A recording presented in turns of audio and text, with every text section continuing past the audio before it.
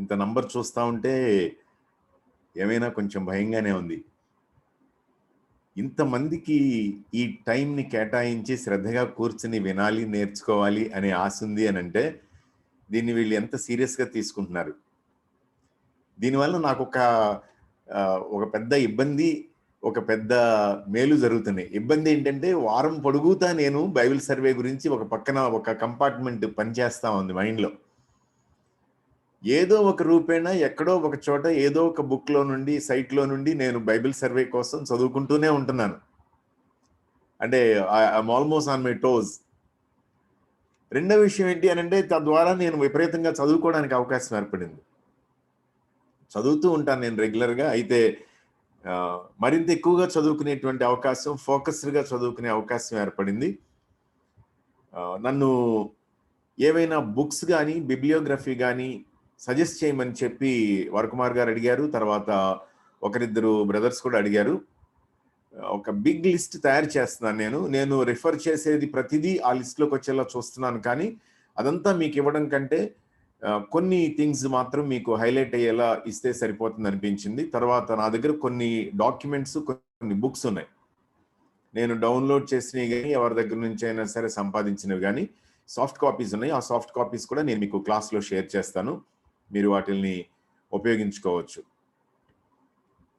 తర్వాత ఇంకొక విషయం ఏంటి అని అంటే లాస్ట్ వీక్ నేను క్వశ్చన్స్ అని అన్నప్పుడు ఎక్సైటింగ్ టైం అనమాట. దాదాపు 6 క్వశ్చన్స్ వచ్చినాయి. వాటిలో ఒక 2-3 ఆన్సర్ చేయడానికి కుదిరింది. మిగిలినవి తర్వాత మనం మాట్లాడుకుందామని చెప్పి నేను చెప్పాను. అడ్వాన్స్డ్గా అడుగుతున్నారు మీరు క్వశ్చన్స్ అని చెప్పి నేను లైటర్ వెయిన్ చెప్పాను. కానీ మీరు ఎంత తీవ్రంగా దీనంతటి గురించి ఆలోచిస్తున్నారు అనేది నాకు అర్థమవుతా ఉంది.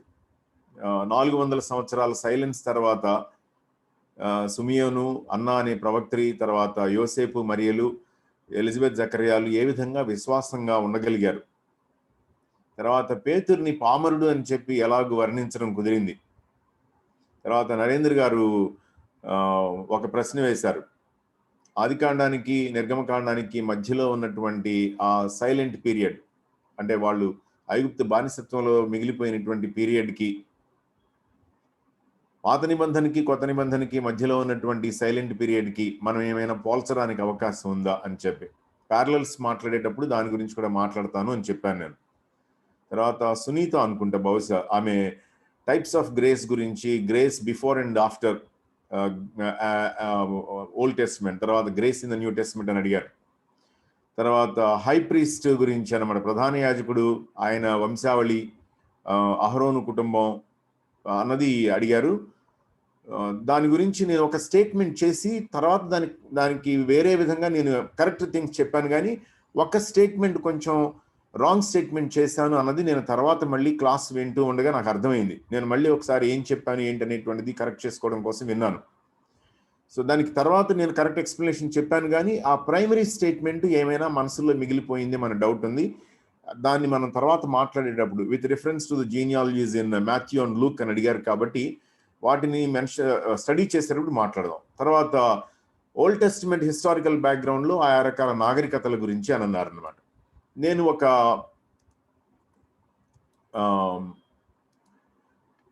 ఇంటరాక్టివ్ గూగుల్ ఫామ్ ఒకటి తయారు చేశాను. అయితే దాన్ని మీరు కూడా దానిలో మీ క్వశ్చన్స్ ఏమైనా ఉన్నట్లయితే యాడ్ చేయడానికి సరిపోతుంది అనే విధంగా నేను ఒక డాక్యుమెంట్ తయారు చేస్తున్నాను. మీరు దాన్ని యాడ్ చేయడం అనేటువంటిది నేను ఒకసారి చెక్ చేసిన తర్వాత మీకు దాన్ని సర్క్యులేట్ చేస్తాను. క్లాసు జరుగుతూ ఉండగా కానీ క్లాస్ అయిపోయిన తర్వాత కానీ మీకు మనసులో ఏమైనా క్వశ్చన్స్ అనిపించినట్లయితే డైరెక్ట్గా మీరు ఆ ఫామ్ని యాక్సెస్ చేసి దానిలో మీ క్వశ్చన్స్ని పోస్ట్ చేయొచ్చు. మనం అందరం కలిసి ఆ క్వశ్చన్స్ని చదువుకోవడానికి, వాటిని వివరించుకోవడానికి ప్రయత్నం చేద్దాం. గాడ్స్ ఆర్కెస్ట్రేషన్ అన్న మాటని నేను వాడాను అన్నమాట. అంటే దేవుడు పరిస్థితుల్ని అనుకూలింప చేయటం. ఆర్కెస్ట్రా ఏం చేస్తారు అని అంటే ఆర్కెస్ట్రాని ఒక ఆయన కండక్ట్ చేస్తాడు, నిర్వహిస్తాడనమాట. 2 కర్రలు చేతిలో పట్టుకునో, ఒక కర్ర చేతిలో పట్టుకునో, లేకపోతే 2 చేతులని ఉపయోగించో ఉన్నటువంటి మ్యూజిషియన్స్ అందరినీ కూడా ఈయన గైడ్ చేస్తాడు. గైడ్ చేసి టువర్డ్స్ ఎ బ్యూటిఫుల్ మెలడీ ఆయన వాళ్ళని గైడ్ చేస్తాడు. సో దేవుడు కూడా ఈ విధంగా ఆర్కెస్ట్రేట్ చేశాడు ఆయా పరిస్థితుల్ని, ఆయా సంఘటనల్ని అన్నది నేను చెప్పడానికి ప్రయత్నిస్తూ వచ్చాను లాస్ట్ క్లాస్లో. న్యూ టెస్టిమెంట్కి హిస్టారికల్ బ్యాక్గ్రౌండ్ మాట్లాడేటప్పుడు నాకు ఒక మంచి సమస్య వచ్చి కూర్చుంది. శుక్రవారం సాయంత్రం నుండి మొదలైందనమాట. అది సోమవారం సెటిల్ అవుతుందా లేకపోతే సోమవారం అంతా పడుతుందా నాకు తెలియదు. అది ఆలోచిస్తా ఉంటే నాకు దేవుడు సడన్ గా మళ్ళీ గుర్తు చేస్తాడు. ఆర్కెస్ట్రేట్ చేయటం అని చెప్పి మాట్లాడావు కదా నువ్వు, ఆర్కెస్ట్రేట్ చేయడం అని మాట్లాడావు కదా నువ్వు అని దేవుడు నాకు గుర్తు చేయడం మొదలు పెట్టాడు అనమాట. రవి జకరయాస్ ఇంకొక మాట వాడారు, ద గ్రాండ్ వీవర్ అనే మాట అనమాట. వీవర్ అని అంటే నేత నేయడం. ద గ్రాండ్ వీవర్, దేవుడు అద్భుతమైనటువంటి అల్లిక అల్లేటువంటి దేవుడు. అంటే కార్పెట్కి అడుగును చూస్తే ముళ్ళు కనబడతాయేమో కానీ కార్పెట్ని వెనక్కి తిప్పి చూస్తే అద్భుతమైనటువంటి డిజైన్ కనబడుతుంది. అదిగో ఆ డిజైనర్, ఆ వీవర్ ఎవరు అని అంటే దేవుడు అన్న మాట వాడాడు ఆయన. ఈ మాటలన్నీ దేనికోసం అని అంటే మనం వాక్యాన్ని చదువుకునేటప్పుడు ప్రభువు యొక్క ఇన్వాల్వ్మెంట్, దేవుని ఇన్వాల్వ్మెంట్ అనమాట దీనంతట్లోను. నాకు విపరీతంగా నచ్చేటువంటి ఒక మాటని నేను మీకు చదివి వినిపిస్తాను. మనకి బైబిల్లో ఓల్డ్ టెస్టిమెంట్ సర్వేలు ఉన్నాయి అక్కడక్కడ మీరు గమనించినట్లయితే. సో ఓల్డ్ టెస్టిమెంట్ సర్వే ఒకటి ఎక్కడంటే కొత్త నిబంధనలో ఉంటుంది, 7వ అధ్యాయం అపొస్తలుల కార్యాల్లో. స్టెఫను నిలబడి మాట్లాడుతూ తన డిఫెన్స్ చెప్తూ సన్హెద్రిన్ ముందు ఈ స్టోరీ అంతా చెప్పుకుంటూ వస్తాడనమాట. చెప్పుకుంటూ వచ్చి మోషే దగ్గరికి వస్తాడు. అపొస్తలుల కార్యాలు 7వ అధ్యాయంలో 34వ వచనంలో దేవుడు ప్రభు అనమాట, అక్కడ ప్రభు అన్న మాటే వాడాడు. మోషే తోటి మాట్లాడడం ఏమంటాడు, అందుకు ప్రభు 34వ వచనం, ఐగుప్తులోనున్న నా ప్రజల దురవస్థను నేను నిదానించి చూచితిని, వారి మూలుగు వింటిని, వారిని విడిపించుటకు దిగివచ్చి ఉన్నాను. అసలు ఎంత అద్భుతమైన మాటలో ఇవి. నేను దాదాపుగా ఒక 7-8 ఏళ్ల నుండి ఈ మాటల్ని నేను ధ్యానం చేస్తా ఉన్నాను. అంటే నన్ను కాన్స్టెంట్ గా వెంటాడుతున్నాయి అనమాట ఈ మాటలు. నా ప్రజల దురవస్థను నేను నిదానించి చూశాను, వాళ్ళు మూలుగుతుంటే నేను విన్నాను, వాళ్ళని విడుదల చేయడానికి నేనే దిగుచ్చేసాను అని అంటున్నాడు అనమాట. అంటే దేవుడు ఇన్వాల్వ్ అయ్యే దేవుడు, వినే దేవుడు, చూసే దేవుడు, జోక్యం చేసుకునే దేవుడు, వ్యాజ్యం ఆడే దేవుడు, యుద్ధం చేసే దేవుడు. అది మనకి మన చరిత్ర యావత్తూ మనం గమనించాలి. ఇది ఓల్డ్ టెస్టిమెంట్ దేవుడేనా అంటే కాదు. న్యూ టెస్టిమెంట్ దేవుడేనా అంటే కాదు. వరకుమార్ గారు ఏమైనా టైం తీసుకొని సంఘ చరిత్ర గురించి కొన్ని సంఘటనలు టీచ్ చేయడానికి కొన్ని క్లాసెస్ ఏమైనా ఏర్పాటు చేస్తే మీరు సంఘ చరిత్రలో కూడా మీకు అర్థమవుతుంది అనమాట. God is active through human history అని అక్కడ ఏమంటాడు చూసారా? ఆ తర్వాత మాట చాలా విచిత్రం అనమాట. వారి దురవస్థను చూసి వాళ్ళని విడిపించడానికి నేను దిగొచ్చానని చెప్పి వెంటనే అనే మాట అనమాట. చాలా చిత్రమైన మాట. నా ప్రజల దురవస్థను నిదానించి చూచితిని, వారి మూలుగు వింటిని, వారిని విడిపించడానికి దిగొచ్చి ఉన్నాను అని రమ్ము, నేనిప్పుడు నేను ఐగుప్తునకు పంపుదును అని చెప్పాడు. ఈయన దిగి రావటం ఏంటో, మోషేని నువ్వు రా అని చెప్పి పిలవటం ఏంటో. పార్ట్నర్షిప్ అనమాట, దేవునితో partnership. Same God even today 2020లో కూడా సేమ్ గాడ్ అనమాట. అదే దేవుడు గ్రాండ్ వీవర్ అని పిలిచినా సరే, ఆర్కెస్ట్రేట్ చేసే దేవుడని పిలిచినా సరే, దేవుడు కార్యకారి, దేవుడు కార్యశీలి, పనులు చేసేటువంటి దేవుడు, మౌనంగా ఉండే దేవుడు కాదు, నిద్రాణమై ఉన్నటువంటి దేవుడు కాదు, పట్టించుకోకుండా వదిలేసిన దేవుడు కాదు. దాని గురించి మాట్లాడుకుంటున్నాం అనమాట మనం. దాన్ని నేను అదే థాట్ని కంటిన్యూ చేస్తాను. నేను న్యూ టెస్టిమెంట్కి ఒక క్లాస్ సరిపోతుందిలే, హిస్టారికల్ బ్యాక్గ్రౌండ్ మాట్లాడితే కనుక అనుకున్నాను, కానీ అవ్వలేదు. సో నేను దాన్ని కంటిన్యూ చేయబోతా ఉన్నాను.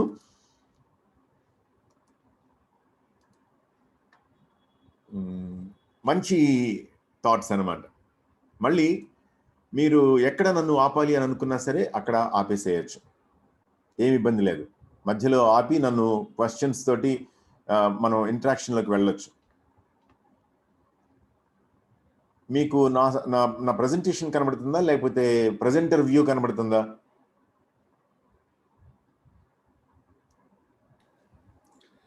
మీకు ప్రెజెంటర్ వ్యూ కనబడుతుందండి. ప్రెజెంటేషన్ కనపడాలి. న్యూ టెస్ట్‌మెంట్ సర్వే అనే బ్యాక్‌గ్రౌండ్ కూడా కనపడుతుంది. కాదండి. ఇప్పుడు చెప్పండి, ఇప్పుడేం కనబడుతుంది మీకు? కనపడి నౌ సైలెన్స్ జీసస్. ఓకే, కనబడింది కదా. యా. అంటే ఇప్పుడు మీకు యువతల ఎడమ చేతి పక్కన ఒక పెద్ద స్క్రీన్, కుడి చేతి పక్కన ఒక చిన్న స్క్రీన్ కనబడుతున్నాయా?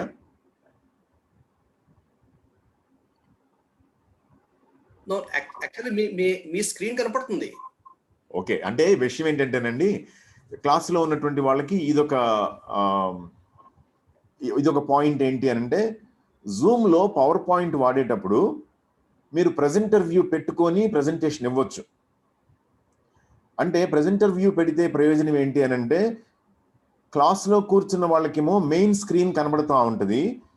ప్రజెంట్ చేసే ఆయనకి స్క్రీన్లో నెక్స్ట్ ఏమి రాబోతుంది అనేది ముందుగా కనబడుతుంది. అది ప్రెజెంటర్ వ్యూ. సో మీరు దాన్ని కావాలి అనుకుంటే కనుక దాన్ని కూడా ప్రాక్టీస్ చేయొచ్చు. సో దాని సార్ చెప్పండి. మెయిన్ స్క్రీన్ కనబడుతుంది సార్. ఓకే అండి, మంచిది.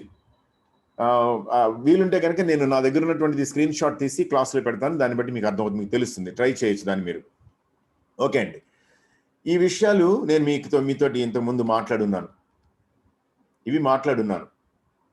సైలెన్స్ పీరియడ్ అని చెప్పి, యేసుక్రీస్తు ప్రభు గురించి, సంఘం గురించి, రాబోతూ ఉన్నటువంటి నిరీక్షణ గురించి మాట్లాడుకున్నాం మనం. మాట్లాడితే నేను ఓల్డ్ టెస్టిమెంట్ని న్యూ టెస్టిమెంట్ని ప్యారలల్ చేయటం కోసం అని చెప్పి ప్రయత్నిస్తున్నాను. ఎలా ప్యారలల్ చేయటం అని అంటే ఏంటంటే, ఓల్డ్ టెస్టిమెంట్ని 4 భాగాలు అనుకుంటున్నాం మనం. లా, ధర్మశాస్త్రం, చరిత్ర, రచనలు, లేకపోతే కనుక కవిత్వాలు, పద్యాలు, ప్రాఫిట్స్ అని అంటే మన ప్రవక్తలు. న్యూ టెస్టిమెంట్ని కూడా ఇలాగనే 4 భాగాలు, సేమ్ టర్మ్స్ అనమాట. నేను ఇవే వాడాలనుకున్నాను, అవే వాడుతున్నాను కావాలని చెప్పి. ఎందుకోసం ఇలా వాడడం అని అంటే, ప్యారలల్ స్టడీ కోసం అని చెప్పి. ఏంటి జరిగింది అని అంటే, ఓల్డ్ టెస్టిమెంట్లోను న్యూ టెస్టిమెంట్లోను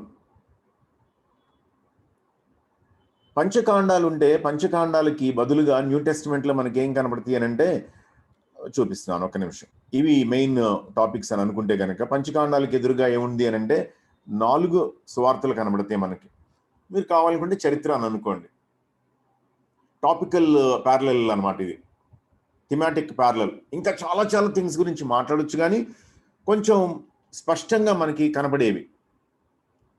నరేంద్ర గారు కూడా క్లాస్లో ఉన్నారు అని అనుకుంటున్నాను, ఆయన జాయిన్ అవ్వడం నేను చూశాను. ప్యారలల్స్ గురించి మీరు ఇంకొంచెం నేను ముందుకు వెళ్ళిన తర్వాత దానిలో ఉన్నటువంటి ఫైనర్ ఇష్యూస్ గురించి, మరింత నిశితమైనటువంటి విషయాల గురించి మాట్లాడతాను నేను. జెనసిస్, సెకండ్ జెనసిస్ మాట్లాడాలి అని అనుకుంటే కనుక, ఇక్కడ ఆదాము గురించి మాట్లాడుతున్నాం మనం. ఆదాము గురించి మాట్లాడుతున్నాము అని అంటే, ఇదిగో ఈయన 2వ ఆదాము గురించి మనం మాట్లాడుతున్నాం.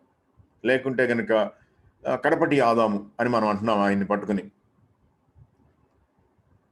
ఎక్సోడస్ అని అంటే ఆయన ప్రజలు నిర్గమనం చేశారు, బానిసత్వంలో నుండి, ఐగుప్తులో నుండి నిర్గమనం చేశారు.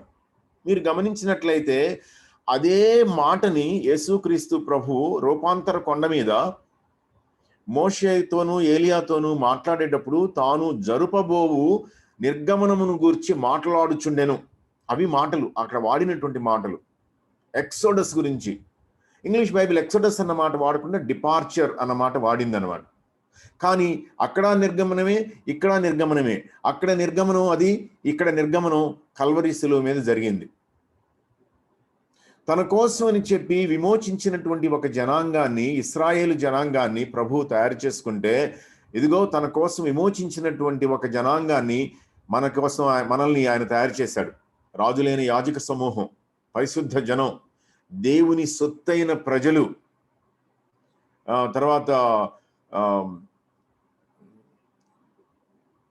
అక్కడ ఒక మాట వాడాడు, ఏమంటాడంటే, ఆశ్చర్యకరమైన తన చీకటిలో నుండి ఆశ్చర్యకరమైన తన వెలుగులోనికి మిమ్మల్ని పిలిచాడు ఎక్లీషియా అంటే ఇదిగో ఇశ్రాయేలు, నేను నిన్ను పేరు పెట్టి పిలిచి ఉన్నాను.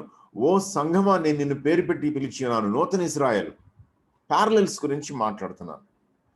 కనాను అనంటే స్వతంత్రించుకోవటం అనంటే కనాను వైపుకి కదిలేటప్పుడు వీళ్ళు చేసినటువంటి వాండరింగ్స్ ని నేనేమనుకున్నాను అనంటే మిషన్స్ అనుకున్నాను అనమాట. మీరు గమనించినట్లయితే సంఘం ఏ విధంగా ఆక్యుపై చేసుకుంటా వెళ్ళింది. యెరూషలేములోను, యోదయ సమరయ దేశములు అంతటను, భూదిగంతముల వరకును.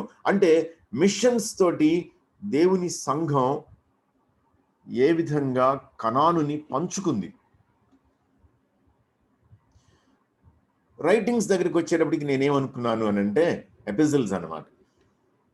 అంటే ఆ యాత్రకాలం అంతటిలోనూ వాళ్ళు పాడుకున్నటువంటి పాటలు, పద్యాలు, ప్రేమ గీతాలు, వాళ్ళు సంపాదించినటువంటి జ్ఞానం ఏదైనా సరే అయితే, ఇదిగో ఈ కాలంలో పెద్దలు ఏం చేశారు అనంటే సంఘానికి తమ యొక్క ఆలోచనల్ని ప్రభు చేత ప్రేరేపించబడి, పురికొల్పబడి, పరిశుద్ధాత్మ మూలంగా దైవావేశంతో రాశారన్నమాట.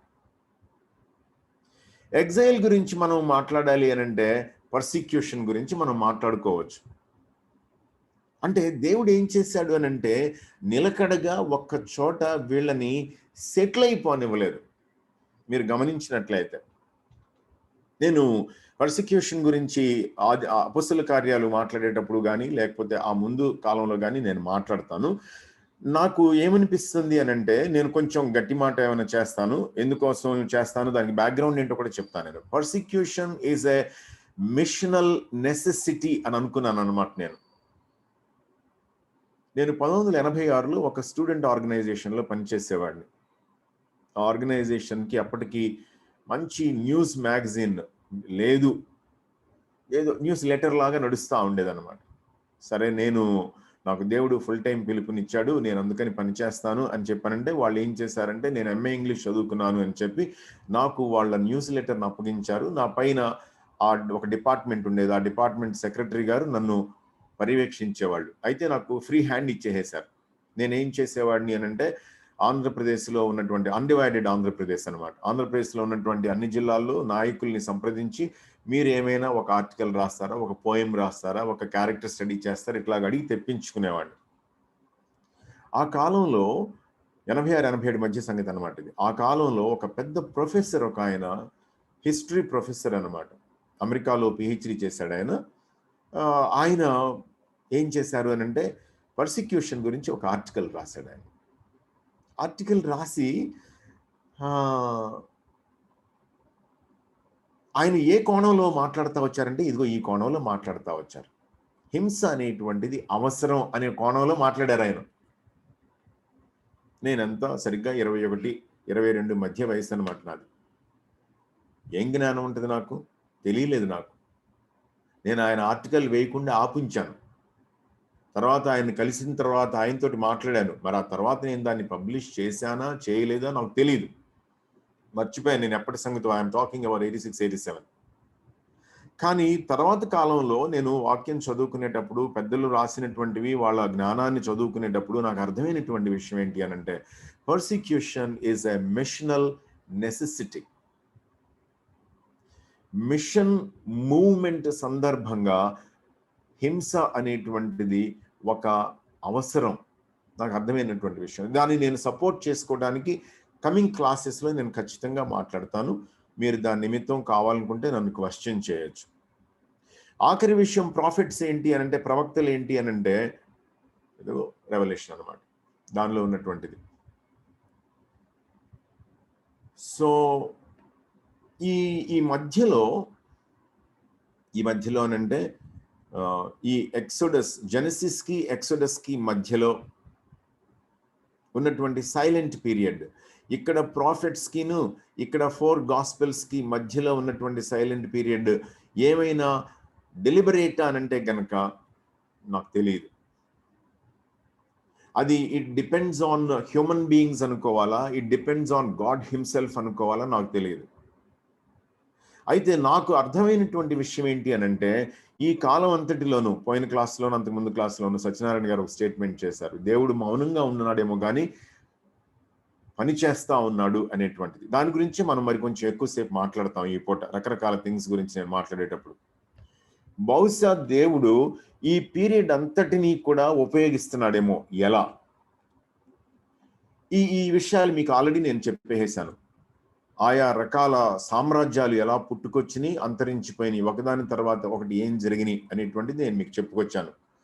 ఆ తర్వాత అరమాయిక్ అనేటువంటి భాష ఏ విధంగా వచ్చింది వాడుకలోనికి, దాని వలన కలిగినటువంటి ప్రయోజనం ఏంటి, అది చెప్పిన తర్వాత నేను అపోక్రిఫా గురించి, సూడెపిగ్రఫా గురించి కొన్ని కామెంట్స్ చేశాను. కొంతమంది వాటిని ఎక్స్ట్రా కెనానికల్ అని అన్నారు, కొంతమంది ఏమో వాటిని డ్యూటరో కెనానికల్ అని అన్నారు. ఎక్స్ట్రా కెనానికల్ అని అంటే అర్థం ఏంటంటే క్యానన్కి వెలపలు ఉన్నటువంటివి అనేటువంటివి అనమాట. వాటి వలన స్పిరిచువల్ సస్టెనెన్స్ లేదు, ఓన్లీ ఫర్ ఇన్ఫర్మేషన్ అనేటువంటిది. అంతే, దాని అర్థం ఏంటంటే అవుట్ సైడ్ బుక్స్ అనమాట. డ్యూటరో కెనానికల్ అని అంటే ఏంటంటే సెకండ్ క్యానన్ అని చెప్పనమాట. ప్రైమరీ క్యానన్కి ఉన్నటువంటిది సెకండరీ క్యానన్కి లేదు, లేదా ప్రైమరీ సెకండరీ అనేటువంటి 2 డిఫరెంట్ క్యానన్స్ని వీళ్ళు చూపించడానికని చెప్పి ప్రయత్నించారు. కొంతమంది వాటిని హిడెన్ బుక్స్ అని అన్నారు. ప్రొటెస్టెంట్ చర్చ్ మాత్రం వాటిల్ని ఎక్స్ట్రా కెనానికల్, బయట పుస్తకాలు మాత్రమే అని చెప్పి తీర్మానించింది. అంతవరకే. ఊరికినే చదువుకుందాం అని అనుకుంటే ఆ కాలంలో ఉన్నటువంటి సోషల్ కాంటెక్స్ట్ని, హిస్టారికల్ కాంటెక్స్ట్ని అర్థం చేసుకుందాం అనుకుని చదువుకుందాం అనుకుంటే చదువుకోవచ్చు. దాని వలన మనకి ఏ విధమైనటువంటి ఆత్మీయ పరిపక్వతకి ప్రయోజనం ఉండదు, క్షేమాభివృద్ధి అనేటువంటిది దాని వలన జరగదు అనేటువంటిది పెద్దల ఆలోచన. మకబీస్ గురించి నేను మీకు ఆల్రెడీ చెప్పున్నాను. ఏం జరిగింది, ఏ విధమైనటువంటి పరిస్థితులు నెలకొన్నాయి అనేటువంటిది. చాలా powerful period in Jewish history అన్నమాట. అది స్టిల్ నిలబడిపోయింది. హనుక్కా అనేటువంటిది ఇప్పటికీ కూడా జూయిష్ డయాస్పోరా, అంటే ప్రపంచం అంతా విస్తరించి ఉన్నటువంటి యోధులు ఎక్కడెక్కడ నివాసం ఉంటున్నారో అక్కడ దీపాలు వెలిగించి అదొక పెద్ద పండగలాగా చేస్తారన్నమాట. చాలా సీరియస్ సీజన్ అన్నమాట వాళ్ళకి హనుక్కా అనేటువంటిది. ఓకే, ఇప్పుడు నేను రకరకాల సోషల్ గ్రూప్స్ గురించి మాట్లాడతాను. ఈ సోషల్ గ్రూప్స్ గురించినటువంటి అవగాహన మనకి ఖచ్చితంగా అవసరం అన్నమాట. సద్దూకయ్యులు. ఈ సద్దూకయ్యులు ఎవరు అనంటే, ఒకరేమన్నారు అనంటే, సాదోకు అనేటువంటి ఒక ప్రధాన యాజకుడి కుటుంబంలో నుంచి వచ్చిన వాళ్ళు వీళ్ళు. జారక్, సాదోకు, ఆయన పేరు మీదనే వీళ్ళు సద్దూకయ్యులు అయ్యారు అని అన్నారనమాట. కానీ వీళ్ళకున్నటువంటి ప్రైమరీ క్వాలిటీ ఏంటి అనంటే, వీళ్ళు అచ్చంగా రాజకీయమైనటువంటి గ్రూప్ అనమాట. రాజకీయం అంటే రాజకీయం వాళ్ళకి. ఏ విధంగా రాజకీయం అనంటే, వాళ్ళలో నుంచే హై ప్రీస్ట్ని సెలెక్ట్ చేసుకుంటారు. కాబట్టి వాళ్ళు ఏం చేస్తారు అనంటే, ఆ పవర్ని మెయింటైన్ చేయడానికి ట్రై చేస్తూ ఉంటారు. ఆ సంవత్సరం ఆయన ప్రధాన యాజకుడు, మనకి సువార్తల్లో మనం చదివితే అన్నా గురించి, కయపా గురించి మనం చదివితే, తన మామయ్య అయినటువంటి ఆ సంవత్సరం, ఇదంతా ఏంటి అనంటే ఆ సద్దూకయ్యుల్లో నుంచి హై ప్రీస్టుడు, ప్రధాన యాజకత్వం. వీళ్ళకి ఎంతసేపు పొలిటికల్ కనెక్షన్స్ ముఖ్యం అన్నమాట. మరి పరిసయ్యులు ఎవరు అనంటే, పరిసయ్యులకి సద్దూకయ్యులకి కొంచెం తేడా ఉంది. నేను మళ్ళీ కంపారిటివ్ స్క్రీన్ ఒకటి చూపిస్తాను నేను మీకు. పరిసయ్యులు ఎవరు అనంటే స్థానిక గురువులు అనమాట. వీళ్ళు సమాజ మందిరాల్లో ధర్మశాస్త్రాన్ని బోధించేవాళ్ళు. వీళ్ళకి ఎంతసేపు లాని ఏ విధంగా అర్థం చేసుకోవచ్చు, ఇంటర్ప్రిటేషన్ అనమాట. వీళ్ళు ఎంతసేపు ఇంటర్ప్రిటేషన్, దీనికి ఏంటి దానికి ఏంటి. అందుకే యేసుక్రీస్తు ప్రభువు చెప్పినటువంటి మాట నెక్స్ట్ గుర్తు చేస్తాను. సో వీళ్ళు సద్దూకయ్యులేమో కొంచెం ఉన్నత వర్గాల వాళ్ళైతే, పరిసయ్యులేమో సామాన్యులతోటి సన్నిహితంగా ఉండేటువంటి వాళ్ళు, సామాన్యులతో, సామాన్య ప్రజలతో కలిసి ఉండేటువంటి వాళ్ళు అనమాట. ఇది యాజ్ ఇట్ ఈస్గా మీరు నెట్లో మీకు దొరుకుతుంది. గూగుల్ చేసినట్లయితే డిఫరెన్సెస్ అని చెప్పి ఈ పర్టికులర్ స్క్రీన్ కనబడుతుంది మీకు. పరిసయ్యులు ఏంటంటే ఎంతసేపు ధర్మశాస్త్రం మీద వాళ్ళ దృష్టి, సద్దూకయ్యుల దృష్టి ఎంతసేపు అని అంటే టెంపుల్ని, దేవాలయాన్ని కంట్రోల్ చేయడం అనమాట. వాళ్ళ కోరిక, వాళ్ళ ఇష్టం అనమాట. అది ఎందుకంటే పవర్, మళ్ళీ అది రిలీజియస్ పవర్ కావచ్చు, లేకుంటే పొలిటికల్ పవర్ కావచ్చు. పరిసయ్యులు ఏంటి అని అంటే ధర్మశాస్త్రాన్ని రకరకాలుగా ఇంటర్ప్రిట్ చేస్తారనమాట. అంటే పుదీనాలో వంతివ్వాలి, ఇలాంటివన్నీ చెప్పడం అనమాట. ఏదైనా తల్లిదండ్రులకి ఇవ్వాలి అని అంటే మీరు ఇవ్వనక్కర్లేదు, దేవార్పితం కోర్బాన్ అంటే సరిపోతుంది. ఇంటర్ప్రిటేషన్స్ మీద బతికేస్తా ఉంటారు వీళ్ళు. సరిగా చెప్పాలి అని అంటే పరిసయ్యులకు ఉన్నటువంటి ఒక పేరేంటి అని అంటే, వీళ్ళు ధర్మశాస్త్రాన్ని ఒక కాంప్లికేటెడ్ సైన్స్ లాగా తయారు చేశారు అని అనమాట.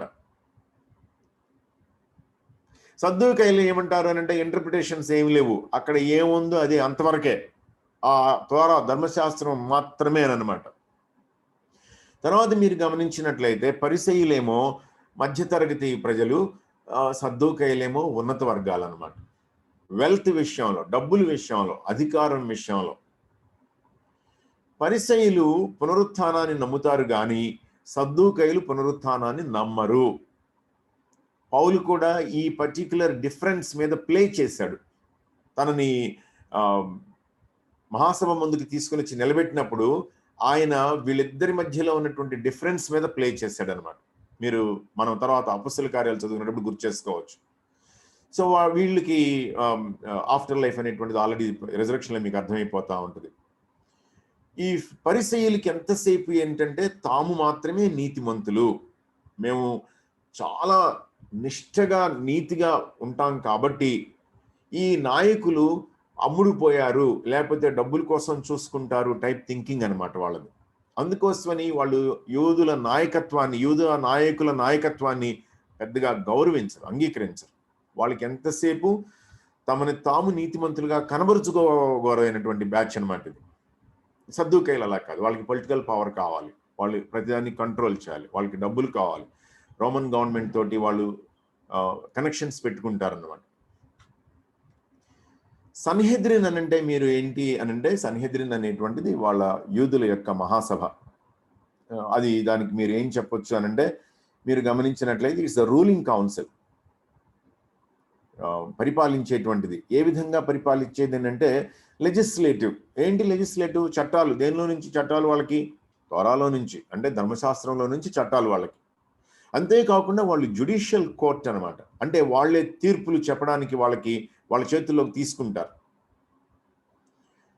సన్హెడ్రిన్ అంటేనే అసలు అర్థం ఏంటి అని అంటే కలిసి కూర్చోవడం అనమాట. మీరు ఈ పిక్చర్ని గమనించినట్లయితే cross section of the Sanhedrin chamber, ఇదిగో ఈ మధ్యలోనేమో హై ప్రీస్ట్, ప్రధాన యాజకుడు, ఇటొక 30 మంది ఉంటారు, ఇటొక 30 మంది కూర్చుని ఉన్నారు. వాళ్ళకి లేఖికులు ఉంటారన్నమాట, వ్రాయస్గా అండ్రు. ఇదిగో ఇక్కడేమో ధర్మశాస్త్రాన్ని చదువుకునేటువంటి స్టూడెంట్స్ ఈ అబ్జర్వేషన్ కోసం అనమాట, నేర్చుకోవడం కోసం ఇక్కడ కూర్చుంటారు. ఈ మధ్యలో దోషిగా ఎవరి మీద ఆరోపణలు చేశారో అతన్ని నిలబెడతారన్నమాట. ఇది సన్హెద్రిన్ మహాసభ. మనకి తెలుసు, నికోదేము కానీ, లేకపోతే అరిమతేయ యోసేపు కానీ, ఇలాంటి వాళ్ళు, గమలీయేలు కానీ, ఇలాంటి వాళ్ళు కూర్చుంటారు. మీరు ఇంకొకటి గమనించాల్సింది ఏంటి అనంటే, ఈ సన్హెద్రిన్ మహాసభలో సద్దూకయ్యులు ఉంటారు, పరిసయ్యులు ఉంటారు. ఇట్స్ ఎ మిక్స్డ్ గ్రూప్ అనమాట. తర్వాత సమాజ మందిరం, సినగాగ్ అనంటే ఏంటి అసలు? సమాజ మందిరం అంటే సినగాగ్ అనంటే మీనింగ్ ఏంటి అనంటే, గ్రీక్ వర్డ్ ఏం చెప్తుంది అనంటే to bring together, to assemble, అదనమాట వాళ్ళ సెన్స్. ఎందుకు అసెంబుల్ అనంటే, ముందు ఒక చోటకి చేరాలి, 2 దేవునికి ప్రార్థన చేసుకోవాలి, 3 వాక్యాన్ని పఠించాలి. ఎందుకోసం చేయడం మొదలుపెట్టారు ఇది అని అంటే, బహుశా ఈ ఇంటర్ టెస్టిమెంటల్ పీరియడ్లో యెరూషలేములో ఉన్నటువంటి సమస్తమైన క్రతువులు, యాగాలు ఇవన్నీ కూడా ఆగిపోయినాయి కాబట్టి, వాళ్ళు యెరూషలేంకి వెళ్ళడానికి వాళ్ళకి పర్మిషన్ లేదు కాబట్టి, వాళ్ళకున్నటువంటి జనాంగాలకి, వాళ్ళ తరాలకి వీళ్ళు నేర్పించాల్సినటువంటి అవసరం ఉంది కాబట్టి, వీళ్ళు ఈ స్క్రిప్చర్ని, లేఖనాన్ని తమ తరాలకి, తమ పిల్లలకి, తమ సంతానానికి పరిచయం చేయటం కోసం. దానికంటే ముందేంటి అని అంటే, మీరు ఇక్కడ గమనించినట్లయితే ఇట్స్ ఎ కమ్యూనిటీ హౌస్. అంటే సమాజం అంతా కూడా ఒక చోటికి చేరుకునేటువంటి, సమావేశమయ్యేటువంటి ఒక స్థలం అన్నమాట. సో దానిలోనే వాళ్ళు ప్రార్థన చేయటం, దానిలోనే వాళ్ళు వాక్యాన్ని ధ్యానం చేసుకోవటం. అంటే కొంతమంది చదువుకున్న వాళ్ళు ఎవరైనా సరే, చదువుకున్న వాళ్ళు అని అంటే పరిసయ్యులు ఎవరైనా సరే లేచి నిలబడి ఆ చదవబడినటువంటి వాక్యాన్ని దానికి వివరణ చెప్తారన్నమాట, అర్థం చెప్తా ఉంటారు. చరిత్ర ఏం చెప్తుంది అని అంటే దీనికి తగినటువంటి లిటర్జికల్ సర్వీస్ కూడా ఒకటి డెవలప్ అయింది అని చెప్పి. అంటే లోపలికి రాగానే ఎవరెక్కడ కూర్చోవాలి, ఎవరెక్కడ నిలబడాలి. మీరు గమనించినట్లయితే లేఖనం చదివేటువంటి ఒక ప్రదేశం ఉన్నతమైనటువంటి పీఠం లాంటిది ఒకటి ఏర్పాటు చేయబడి ఉంటుంది అనమాట. మీరు మోడర్న్ సినగాగ్స్ ఇంటీరియర్స్ కనుక మీరు ఫొటోస్ చూసినట్లయితే అందులో కూడా ఉంటుంది. ఇది మన చర్చిలో కూర్చున్నట్లుగానే ఎదురుగా కూర్చుంటారు. అయితే వాక్యం చదవటం కోసం అని చెప్పి ఉన్నతమైనటువంటి పీఠం ఒకటి ఉంటుంది. మీకు తెలుసు, యేసుక్రీస్తు ప్రభు కూడా అట్లాగనే నజరేతులో సమాజ మందిరానికి వెళ్ళడం ఇదంతా కూడా మనం గమనిస్తాం. సో సమాజ మందిరం అనేటువంటి కల్చర్ ఒకటి డెవలప్ అయింది. ఈ సమాజ మందిరాలు ఎలా ఉపయోగపడినాయి అంటే మనం ఎంటైర్ గాస్పెల్స్ చూడొచ్చు, యాక్ట్స్ చూడొచ్చు. తర్వాత స్క్రైబ్స్ అని అంటే ఏంటంటే యాక్చువల్గా లేఖికులు అనమాట. వాళ్ళు లేఖికులు అని అంటే ఏంటంటే రాసేవాళ్ళు. ఏమి రాసేవాళ్ళు అని అంటే శాస్త్రులు. మనకి తెలుగు బైబిల్లో ఉన్నటువంటి ట్రాన్స్లేషన్ ఏంటంటే శాస్త్రులు అనేటువంటి మాటని అనే మాట ఉపయోగించబడింది. ఎప్పటి నుండి వీళ్ళు చెర నుండి కోరెషు చక్రవర్తి వీళ్ళని వెనక్కి పంపించేసే కాలంలోనే శాస్త్రులు ఉన్నారు అనేటువంటిది చరిత్ర చెప్తుంది. వాళ్ళ పనేంటి అని అంటే వీళ్ళు ఉన్నటువంటి లేఖనాన్ని జాగ్రత్తగా కాపీ చేయడం అన్నమాట. దాన్ని ప్రిజర్వ్ చేయడం, భద్రం చేయడం వాళ్ళ పని. అంతేకాకుండా వాక్యాన్ని కానీ వాక్యం యొక్క వివరణని కానీ వీళ్ళు ఏం చేసేవాళ్ళు అని అంటే ఓరల్ ట్రెడిషన్ అంటే ఏంటంటే నోటి మాట ద్వారా ప్రకటిస్తూ ఉండేవాళ్ళు. అందరికీ అది అర్థమయ్యేలా తెలియచేస్తూ ఉండేవాళ్ళు.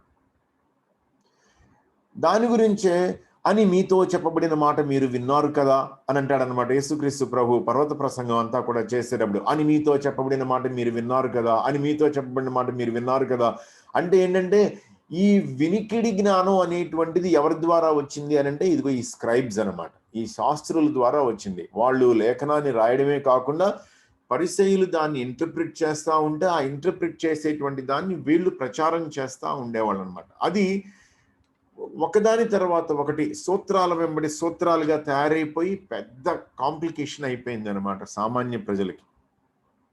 స్క్రైబ్స్. ఇంకొక బృందం ఎవరు అని అంటే హేరోదీయులు.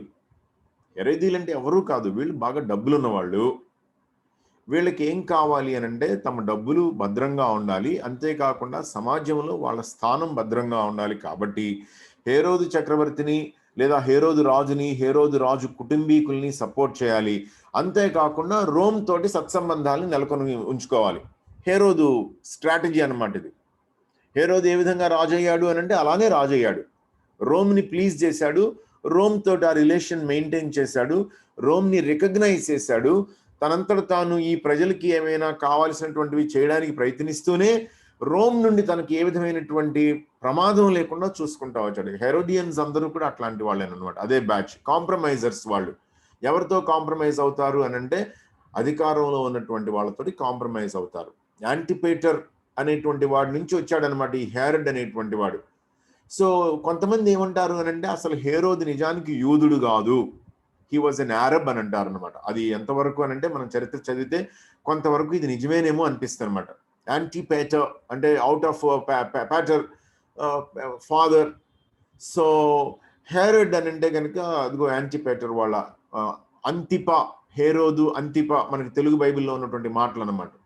సో హేరోదీయుల గుంపు ఎవరు అని అంటే డబ్బులు ఉన్నటువంటి వాళ్ళు, సమాజంలోనూ తమ పలుకుబడి, తమ అధికారం, తమ డబ్బులు మిగిలి ఉండటం కోసం అని చెప్పి రాజీ పడిపోయినటువంటి బృందం అనమాట.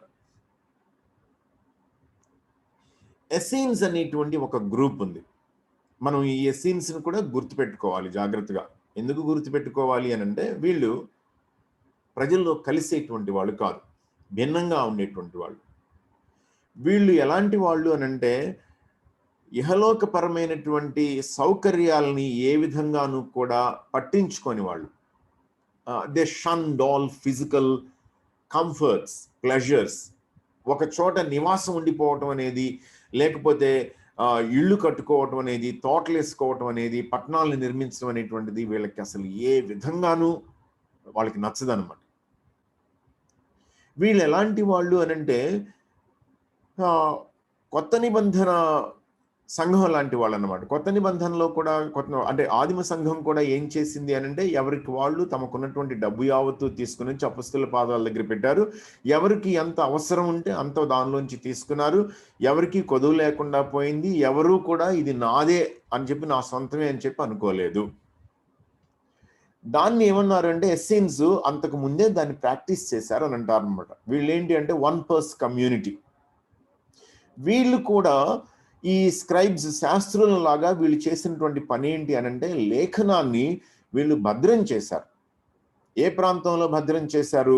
మృత సముద్రం ప్రాంతానికి వీళ్ళు ఈ యోదయ ప్రాంతం నుంచి తరలి వెళ్ళిపోయారన్నమాట. తరలి వెళ్ళిపోయి అక్కడ వీళ్ళు ఈ స్క్రిప్చర్ని, లేఖనాన్ని కాపీలు వెంబడి కాపీలు తయారు చేసి చేశారన్నమాట. 1970లో డెడ్ సీ ప్రాంతంలో పరిశోధనలు జరిపినప్పుడు అక్కడ ఏం జరిగింది అనంటే, కొన్ని బాణలు బయటపడినాయి. అక్కడ ఉన్నటువంటి గొర్రెల కాపర్లు ఈ బాణల్ని చూసి గుహల్లో ఇవేవో మంచి నిధి నిక్షేపాలు ఉండుంటాయి అని చెప్పి వాళ్ళకి పాపం తెలియక ఆ బాణల్ని పగలగొట్టారు. పగలగొడితే లోపల ఏమున్నాయి అంటే చర్మపు చుట్లు ఉన్నాయి.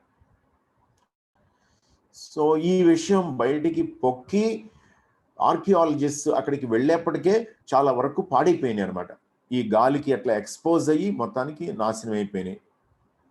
కానీ ఒక బాణని మాత్రం అలాగ పట్టుకున్నారు. ఆ బాణలో యెషయా గ్రంథం యాజ్ ఇట్ ఈస్ గా దొరికిందనమాట.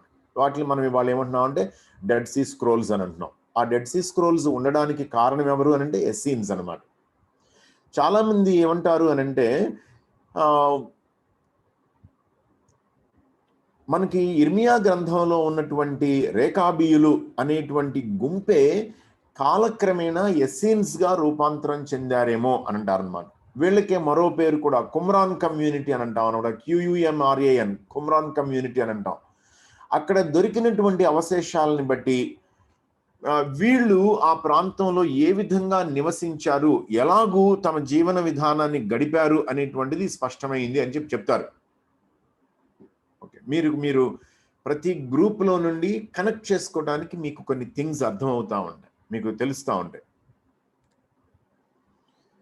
పబ్లికన్స్ అనమాట. పబ్లికన్స్ అంటే ఏంటంటే ట్యాక్స్ కలెక్టర్స్. సుంకరి అనే మాటతోటి వాళ్ళని తెలుగు బైబిల్ ట్రాన్స్లేట్ చేసింది. అంటే బిల్ కలెక్టర్స్, ట్యాక్స్ కలెక్టర్స్ అనమాట. వీళ్ళు ఎవరు అనంటే యూదులే. చరిత్ర ఏమని చెప్తుంది అనంటే, రోమీయుల యొక్క అడ్మినిస్ట్రేషన్ టాక్టిక్ అని చెప్తుంది అనమాట. రోమీయులకి అడ్మినిస్ట్రేషన్ టాక్టిక్ ఏంటి అనంటే, వాళ్ళు ఏ ప్రదేశంలోనైనా సరే తమ ప్రభుత్వాన్ని నడిపించుకోవాలి అనంటే అక్కడ ఉన్నటువంటి పనికిరాని బ్యాచ్ని ఎంచుకుంటారంట. పనికిరాని బ్యాచ్ని ఎంచుకుని వాళ్ళకి ఈ విధమైనటువంటి కొన్ని బాధ్యతలను అప్పగిస్తారంట. ఎందుకు అనంటే, వాళ్ళు పనికిమాలినోళ్ళు కాబట్టి, గవర్నమెంట్ వాళ్ళని అపాయింట్ చేసుకుంది కాబట్టి, గవర్నమెంట్కి కట్టాల్సిందేదో నిజాయితీగా కట్టేస్తారు. గవర్నమెంట్ కోసం చేయాల్సిన పని జాగ్రత్తగా చేసేస్తారు. ప్రజల మీద తెగబడి ప్రజల్లో నుంచి ఏమైనా సంపాదించాలనుకుంటే సంపాదించేసుకుంటారు, మనకు సంబంధం లేదు. కానీ ప్రజలు మాత్రం వీళ్ళని నమ్మరు. దానివల్ల మనం సేఫ్ అని అనుకుంటారంట. రోమీలు అలా ట్రై చేసేవాళ్ళంట. అందుకనే వీళ్ళు ఈ సుంకరుల్ని, ట్యాక్స్ కలెక్టర్స్ని అపాయింట్ చేసినప్పుడు కూడా రోమీలు ఏం చేశారు అనంటే, యూదుల్లో ఇలాంటి వాళ్ళని ఎంచుకుని వాళ్ళని అపాయింట్ చేశారనమాట. అయితే యూదులు వీళ్ళని అత్యంత అసహ్యంగా చూసేవాళ్ళు అనమాట. ఎందుకు? వీళ్ళు అమ్ముడుపోయిన బ్యాచ్, వీళ్ళు దేశద్రోహులు, వీళ్ళకి మనం అంటే జాతి అంటే ఏ విధమైనటువంటి గౌరవం లేదు, వాళ్ళ కింద వీళ్ళు చెంచాల్లాగా పనిచేస్తున్నారు అని చెప్పి యూదులు వీళ్ళని పరమ అసహ్యంగా ట్రీట్ చేసేవాళ్ళు. ఓకే, సుంకర్లు అనమాట వీళ్ళు.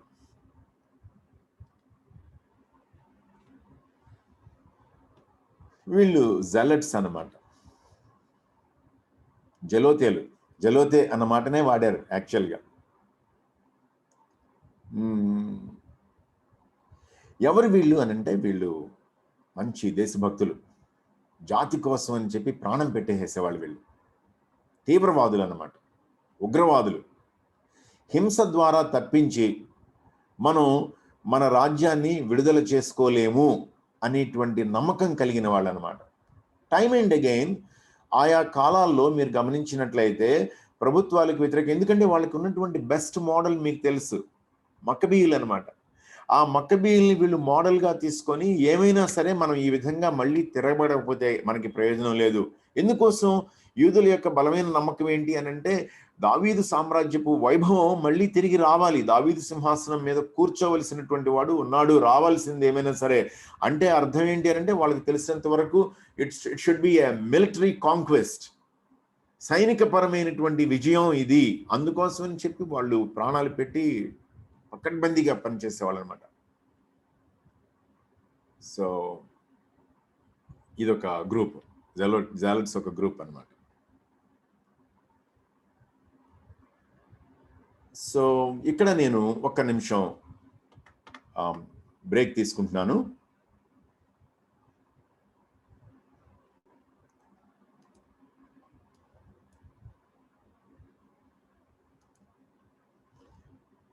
ఏమైనా సరే మీకు డౌట్స్ ఉంటే కనుక అడగొచ్చు. ఇక్కడి వరకు మీరేమైనా సరే మాట్లాడాలి అని అనుకున్నా, మీ ఐడియాస్ ఏమైనా షేర్ చేయాలి అని అనుకున్నా, ఏదైనా ఒక స్పెసిఫిక్ గ్రూప్ గురించి మీకు డౌట్స్ ఏమైనా ఉన్నా మీరు అడగొచ్చు.